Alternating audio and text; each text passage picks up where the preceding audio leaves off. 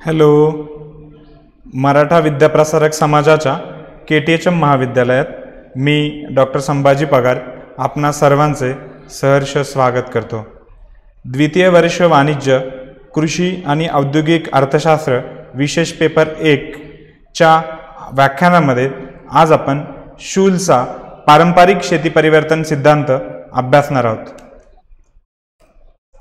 आजच्या व्याख्यानात आपण शूल्स या शास्त्रज्ञाचा, कृषी शास्त्रज्ञाचा शेती परिवर्तन सिद्धांतांचा अभ्यास करणार आहोत. शूलची शेती परिवर्तनाची प्रक्रियाचा आढावा घेणार आहोत आणि शूलचा जो शेती परिवर्तन सिद्धांत आहे त्याचं विश्लेषण अभ्यासणार आहोत आणि त्या संदर्भातले प्रश्न यांचा आढावा घेणार आहोत.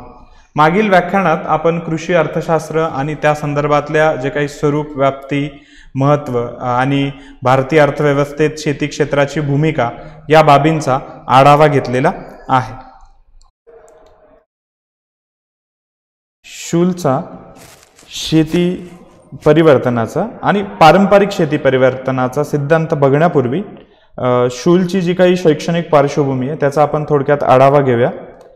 शूलचं पूर्ण नाव थेओडोर विल्यम्स शूल्स असं होतं. शूल्स यांचा जन्म 30 एप्रिल 1902 मध्ये अमेरिकेतील दक्षिण डकोटा जे राज्य आहे त्या राज्यातील बडगरे नावाचं गाव आहे त्या गावाजवळ झाला. त्याच्यानंतर 1928 मध्ये त्यांनी कृषी आणि अर्थशास्त्रातील पदवी शिक्षण पूर्ण केलं. त्याच्यानंतर त्यांची 1938 मध्ये त्यांनी कृषी अर्थशास्त्रात पदवी मिळवली आणि बेंजामिन एच हिबर्ड हे जे ॲग्री इकॉनॉमिस्ट किंवा कृषी अर्थशास्त्रज्ञ होते त्यांच्या मार्गदर्शनाखाली त्यांनी PhD पदवी प्राप्त केली. त्यांच्या PhD पदवीचं शीर्षक the tariff in relation to the coarse food grain and development of some theoretical aspect of tariffs price research असं त्यांच्या PhD थेसिसचं पूर्ण टायटल होतं. 1930 ते 1943 मध्ये त्यांनी लोवो स्टेट कॉलेज जे आहे त्याच्यात शिकवलं. त्याच्यानंतर 1948 ते 1948 ते 61 या काळामध्ये त्यांनी शिकागो विद्यापीठ जे आहे एक प्रमुख अर्थशास्त्रातलं किंवा जगातलं एक मोठं प्रमुख विद्यापीठ म्हणून त्याच्याकडे बघितलं जातं, तर त्याचा अर्थशास्त्र विभाग प्रमुख म्हणून त्यांनी काम पाहिलं. त्याच्यानंतर 1960 मध्ये ते अमेरिकन इकॉनॉमिक असोसिएशन जी होती त्याचे अध्यक्षही होते आणि अर्थशास्त्रातील जे नोबेल पारितोषिक आहे, जे अर्थशास्त्रातील सर्वोच्च पारितोषिक म्हणून ज्याच्याकडे बघितलं जातं, ते नोबेल पारितोषिक शूल्स आणि आर्थर लेविस हे जे दोन अर्थशास्त्रज्ञ आहे त्यांना 1979 मध्ये विकासाच्या अर्थशास्त्रातील योगदानाबद्दल हे जे नोबेल पारितोषिक आहे ते विभागून दिलं गेलं आणि विशेषतः कृषी अर्थशास्त्रावर आधारित त्यांचा हे जे नोबेल पारितोषिक मिळालं त्यात कृषी अर्थशास्त्रावर त्यांचा मोठ्या प्रमाणावर भर होता आणि पारंपरिक शेती परिवर्तन सिद्धांत जो आपण बघणार आहे हा सिद्धांत त्यांनी 1964 साली जे ट्रान्सफॉर्मेशन ऑफ ट्रॅडिशनल ॲग्रिकल्चर हे पुस्तक लिहिलं. या पुस्तकात त्यांनी या सिद्धांतांची मांडणी केली.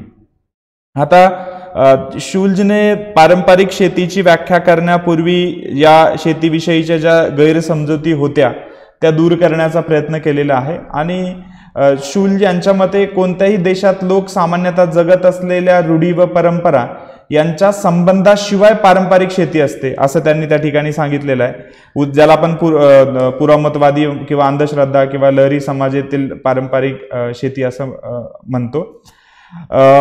शूल्सच्या मते आणखी पुढे जर त्यांचा विचार बघितले आपण, तो सिद्धांताचा पूर्ण आपण जर वाचला तर त्याच्या मते उत्पादनावर अनेक घटकांचा प्रभाव पडत असतो. आपण जसं उत्पादन फलनात बघतो की फक्त भूमी, श्रम, भांडवल, संयोजन यांच्या मात्रांचाच फरक हा उत्पादनावर पडतो, परंतु शूल्सने सांगितलं की उत्पादन करत असताना अनेक घटकांचा प्रभाव पडत असतो, ज्यामध्ये काटकसर असेल किंवा कामाचा दृष्टिकोन असेल किंवा कर्मतत्परता असेल इत्यादी समाजाच्या अद्वितीय सांस्कृतिक वैशिष्ट्यांमुळे हे घटक जे आहे ते प्रभावित होत नाही. तर ही आर्थिक चल आहेत आणि लोक गुंतवणुकीसाठी बचत करत नाही तर उत्पादन पद्धतीमुळेच उच्च परतावा मिळत नाही असं शूल्सने त्या ठिकाणी सांगितलेलं आहे.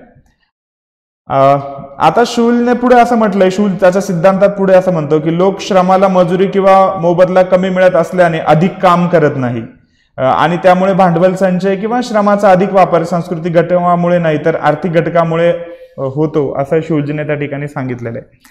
शूल्जने त्याच्या सिद्धांतात जो सांगितलेला महत्वाचा मुद्दा तो म्हणजे जमिनीचा आकार आणि पारंपरिक शेती यांच्यामध्ये सहसंबंध नाहीये असं शूल्जने त्या ठिकाणी सांगितलेलं आहे. आणि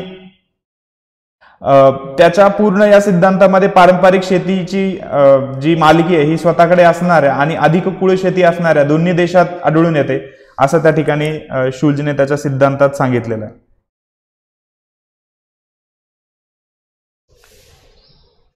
ओके, शूल्ज यांनी त्यांच्या सिद्धांतात पारंपरिक शेती ही संकल्पना जी आहे ती स्पष्ट केलेली आहे.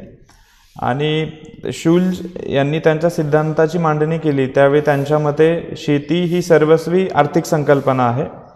आणि ते पुढे असं म्हणतात की ते एका संतुलनाचा अल्पकाळ असतो, सगळ्यात महत्त्वाचं त्यांनी ते सांगितलेलं आहे. आणि असा समतोल समाजाची जी संस्कृती आहे ते विचारात न घेता त्या ठिकाणी होत असतो.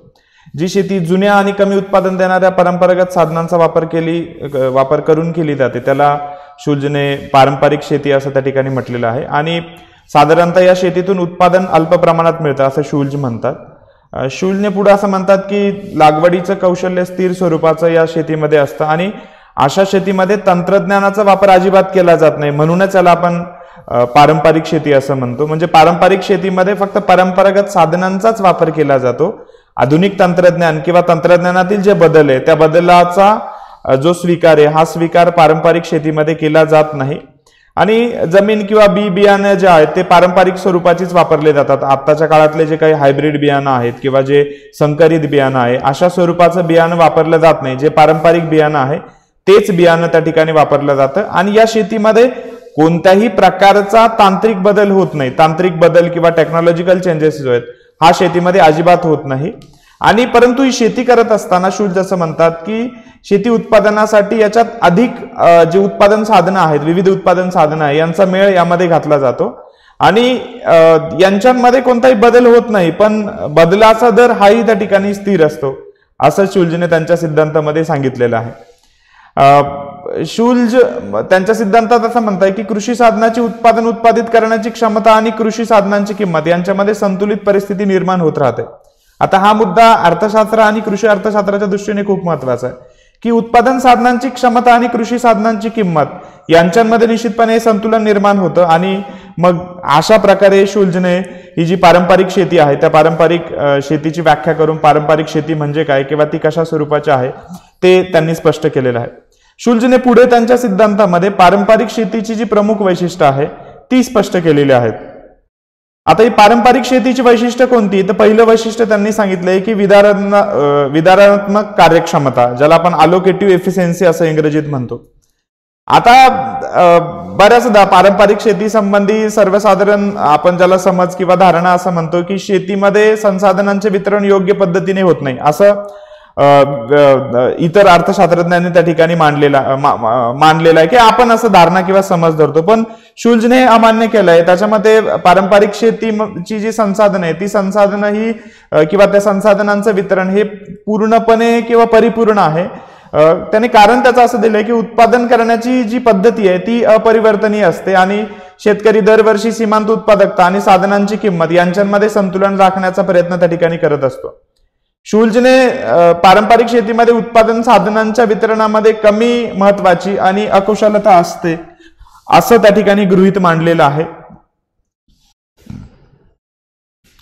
पुढे पारंपरिक शेतीचं वैशिष्ट्य करताना शूल्ज म्हणतात की पारंपरिक शेतीमध्ये शेतकरी हा गरीब असतो, परंतु तो योग्य ती काल्पनिक त्या ठिकाणी असतो, म्हणजे योग्य कल्पना लक्षात घेऊन तो शेती त्या ठिकाणी करत असतो. शूल्जने असं म्हटलंय की संसाधनांचं वाटप विचारात ज्यावेळी आपण घेतो त्यावेळी पारंपरिक शेतीतील लोक हे निसंदेह कार्यक्षमच असतात, परंतु ते गरीब असतात. आता त्याच्यामध्ये की संसाधनांचं पर्याप्त वितरण शेतकऱ्यांना उच्च उत्पादन पातळीची खात्री देण्यासाठी अपयशी असतं, कारण संसाधनापासून मिळणारा जो परतावा आहे हा परतावा नेहमी कमी राहतो. आता उत्पादनाच्या प्रवाहात अधिक खर्च आहे, हा खर्च पारंपरिक शेतीमध्ये अधिक राहतो आणि म्हणूनच शूल्जने पारंपरिक शेती परिवर्तनासाठी उत्पादन घटकाचे स्वरूप बदलण्याची त्या ठिकाणी सूचना त्याच्या सिद्धांतामध्ये केलेली आहे. पुढे शूल्जने त्याच्या सिद्धांतामध्ये श्रममूल्य सिद्धांत मांडलेला आहे. आता हा जो शून्य श्रममूल्य आहे म्हणजे ह्या तत्वानुसार, योग्य तत्वानुसार शेती उत्पादनाचा कोणताही घटक बेकार राहत नाही असं शुल्झने त्या ठिकाणी सांगितलेलं आहे. आपण ज्यावेळी अर्थशास्त्राचा अभ्यास करतो त्यावेळी आपण असं म्हणतो की शेती क्षेत्रामध्ये डिस्गस अनएम्प्लॉयमेंट किंवा छुपी बेकारी अस्तित्वात असते, परंतु शुल्झ असं म्हणतो की छुप्या बेकारीच्या अभावानेच जे काही त्याला शून्य श्रममूल्य असं नाव दिलेलं आहे. त्यांनी छुप्या बेकारीला शून्य श्रममूल्य असं नाव दिलंय. आणि शुल्झ असं म्हणतो की एखाद्या श्रमिकाला आपण छुपे बेकार केव्हा म्हणतो, तर की जेव्हा त्याची सीमांत उत्पादकता ही शून्य असते. परंतु शुल्झ असं म्हणतो की नाही, पारंपरिक शेती कामासाठी इच्छुक श्रमिकांना त्यांच्या कामाचे मूल्य मिळते आणि त्यामुळे त्यांची सीमांत उत्पादकता कधी शून्य होत नाही किंवा शून्य राहत नाही आणि त्याच्यामुळे श्रममूल्य कधीही शून्य होत नाही. हा जो सिद्धांत आहे तो सिद्धांतात त्यांनी त्या ठिकाणी मांडलेला आहे आणि हा खूप महत्वपूर्ण जो निष्कर्ष आहे तो निष्कर्ष त्यांनी मांडलेला आहे. आता आपण नक्षचा विचार केला तर नक्षच्या मते शेतीत छुपी बेकारी अस्तित्वात असते आणि अशा छुप्या बेकारीकडून श्रमिकांना औद्योगिक विभाग व जी काही भांडवल निर्मितीसाठी उपयोगात आणता येते असं नक्षने त्याच्या सिद्धांतात सांगितलेलं आहे. पण शुल्झ म्हणतो नाही, अदृश्य किंवा छुपी बेकारीचा सिद्धांत हा पाश्चिमात्य देशातील तज्ञांच्या मते म्हणजे पूर्ण चुकीची धारणा किंवा चुकीच्या विचारांचा फलित आहे असं शुल्झ त्या ठिकाणी म्हणतोय. म्हणजे शुल्झला थोडक्यात असं सांगायचं आहे की शेती क्षेत्रातील जी श्रमिकांची उत्पादकता आहे ती श्रमिकांची उत्पादकता कधीही शून्य होत नाही आणि म्हणून जी आपण अर्थशास्त्राचा अभ्यास करताना अभ्यासतो की शेतीत छुपी बेकारी असते किंवा डिस्गस अनएम्प्लॉयमेंट असते, परंतु शेतीमध्ये अजिबात छुपी बेकारी राहत नाही असं शुल्झने त्या ठिकाणी सांगितलेलं. आता आपण ज्यावेळी छुपी बेकारीचा अभ्यास करतो त्यावेळी छुपी बेकारी म्हणजे अशी की प्रत्यक्षात ती व्यक्ती कामावर आहे असं आपल्याला वाटतं, परंतु त्यापासून सीमांत उत्पादकता त्याची शून्य आहे, म्हणजे प्रत्यक्षात कामात त्याचा कोणत्या प्रकारचा वाटा नाही, त्याला आपण छुपी बेकारी आहे असं म्हणतो. पण शुल्झला हे मान्य नाहीये. तो म्हणतो की नाही, या श्रमिकांनाही त्या ठिकाणी त्यांच्या श्रमाचं किंवा कामाचं मूल्य मिळतं आणि म्हणून त्यांची सीमांत उत्पादकता कधीही शून्य नसते असं शुल्झने त्यांच्या सिद्धांतामध्ये सांगितलेलं आहे. ओके, आता शुल्झने पुढे पारंपरिक शेती विकासाचे स्रोत जे आहेत ते स्पष्ट केलेले आहेत, ज्याच्यात त्यांनी दोन दृष्टिकोन मांडलेले आहेत. शुल्झने पारंपरिक शेती आर्थिक विकासाचा स्रोत असणे हे निश्चितपणे या दोन दृष्टिकोनांवर आधारित आहे असं त्यांनी सांगितले. त्यापैकी हा जो पहिला दृष्टिकोन आहे तो म्हणजे आज्ञा दृष्टिकोन. आता शुल्झच्या मते हा जो आज्ञा दृष्टिकोन आहे हा पूर्णपणे राजकीय शक्तींवर अवलंबून असतो आणि मग याच्यामध्ये शेती उत्पादनाला ओळखले जात नाही, परंतु याचं शेती कार्यावर निश्चितपणे नियमन केलं जातं. याच्यात ज्या राजकीय इच्छाशक्ती आहे त्या राजकीय इच्छाशक्ती शेती कार्यावर निश्चितपणे नियमन करू शकता असं शुल्झने सांगितलेलं आहे. आणि त्याच्यानंतर पुढचा जो दृष्टिकोन आहे हा म्हणजे बाजार दृष्टिकोन, की ज्यामध्ये जो आर्थिक प्रेरणांवर आधारित हा जो बाजार दृष्टिकोन आहे हा असतो असं ते म्हणतायत, म्हणजे ज्याला आपण मार्केट मेकॅनिझम असं म्हणतो. आणि हा दृष्टिकोन शेतकऱ्यांना मार्गदर्शन करत असतो. त्याचबरोबर शेतकऱ्यांची जी उत्पादन आणि वितरणाबाबतचा निर्णय जो आहे तो घेण्यास हा बाजार दृष्टिकोन मदत करत असतो. उदाहरणार्थ जर समजा या वर्षी कांद्याच्या किमतींमध्ये जर वाढ झालेली असेल, कांद्याच्या किमती वाढलेल्या असतील, तर शेतकरी पुढच्या वर्षी निश्चितपणे मोठ्या प्रमाणावर कांद्याची लागवड करतो. याच्या उलट जर समजा एखाद्या पिकापासून मागील वर्षी शेतकऱ्याला तोटा झालेला असेल किंवा कमी किंमत मिळालेली असेल तर शेतकरी ते पीक पुढच्या वर्षामध्ये त्या ठिकाणी त्याची लागवड किंवा ते पीक घेत नाही. आणि याच्यामुळे मग हा जो बाजार दृष्टिकोन आहे हा बाजार दृष्टिकोन शेतकरी त्या ठिकाणी स्पष्ट बाजार दृष्टिकोनावर आधारित शेतकरी निर्णय घेत असता असं शुल्झने त्यांच्या सिद्धांतामध्ये स्पष्ट केलेलं आहे.